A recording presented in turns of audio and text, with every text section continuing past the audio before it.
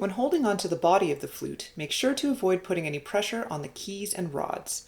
Even the slightest pressure can cause damage more easily than you might imagine, creating leaky keys that diminish your ability to make a great sound. The only part of the head joint that you need to worry about is the embouchure plate.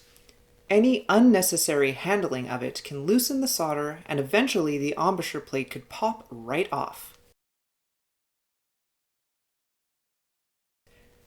As with the body of the flute, you will want to avoid grabbing the keys and rods on your foot joint. It can take a little while to get used to handling the foot joint this way, but it will pay off in the long term in avoiding damage.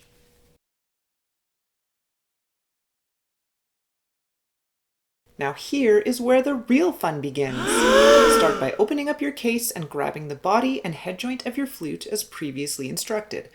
Carefully twist both pieces together, avoiding any back and forth motion that might accidentally bend or dent the joints. While carefully holding on to the body, grab your foot joint and twist it on as well. Again, be very careful not to twist and turn these pieces excessively, as this will distort the shape of the joint, again causing damage.